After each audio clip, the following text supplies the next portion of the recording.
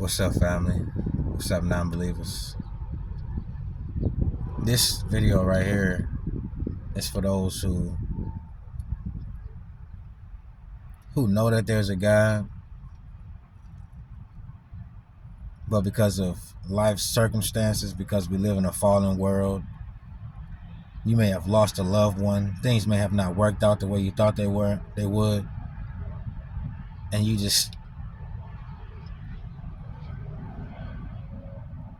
decided not to continue to believe, or you decided not to want to believe in God, because how could a God allow this to happen, and how can a God allow that to happen?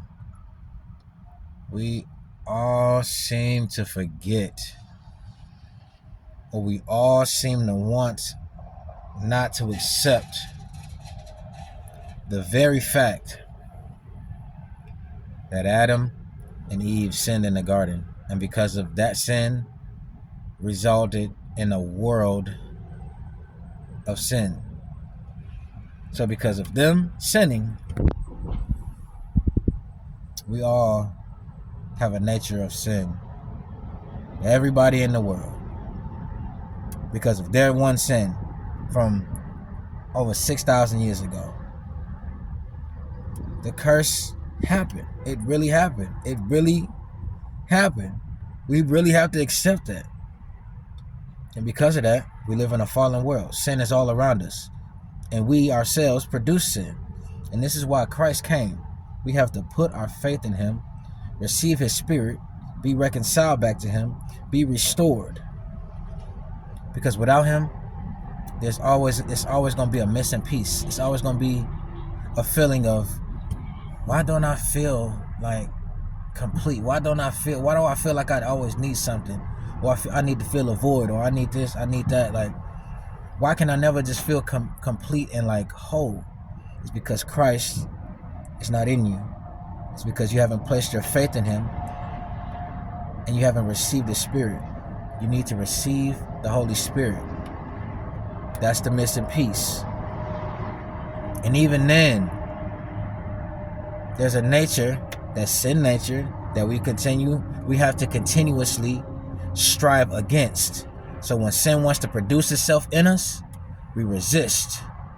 We deny ourselves. And we are only able to do that successfully. Sure, we may stumble here and there, but we are only able to do that successfully by his Spirit.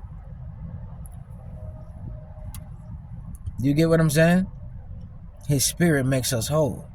His Spirit gives us the strength to fight against our own flesh and against the sins of others, against feeling offended when people sin against us. His Spirit is the only, it's like a battery pack. You know what I'm saying? Like, we are dead. We just like we like a remote without batteries. We just living. But when we get his Spirit, man, are we alive. Man, do we come alive. Man, do we start to understand and see our purpose and why we are here. On top of us abiding in him, we have to abide in him when we receive his Spirit too. Never forget that part. You have to read, you have to talk to God daily. You have to abide. That's what abiding is. Abiding in him. Seeking his will, doing his will.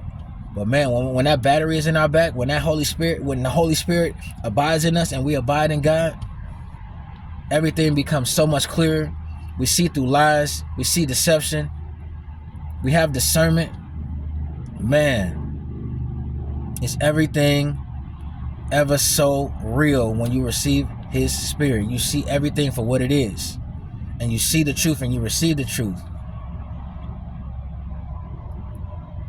But I said all of that to say, we can't try to blame God for things that happen to people.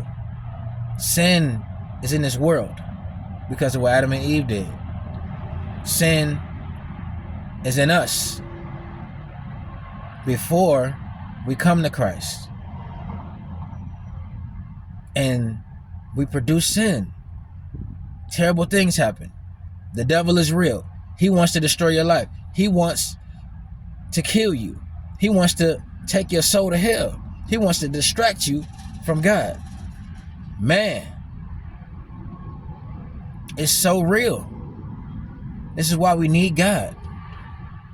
We need him. We don't need to shun him away and push him away.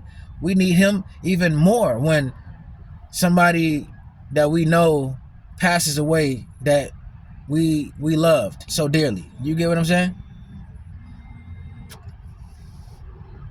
That was crazy. The radio just turned on.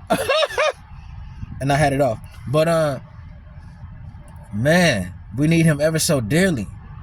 We need God. We're not supposed to push him away and shun him away because somebody died. And I'm mad at God. You ain't got no right to be mad at God. You need to get over yourself, get out your feelings, and understand that without God, I don't even need to say it.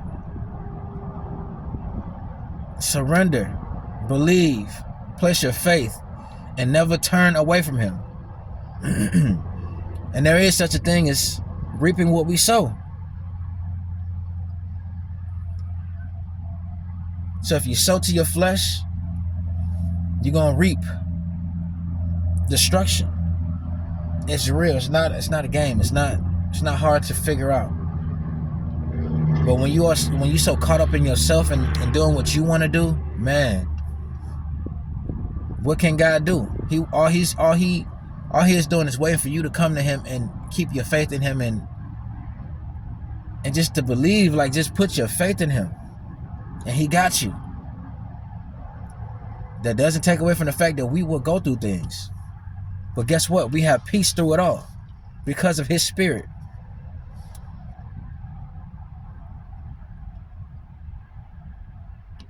You know, I just pray. I pray people,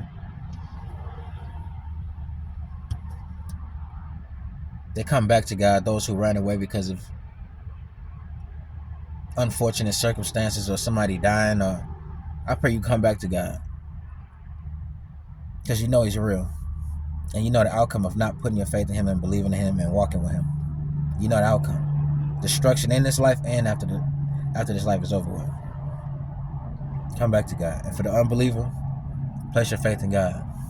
He's so real. Confess out your mouth, believe in your heart. You ain't got to be in the church to do that. He will fill you, and you will see the result of his spirit dwelling inside of you. Try God. Come back to God.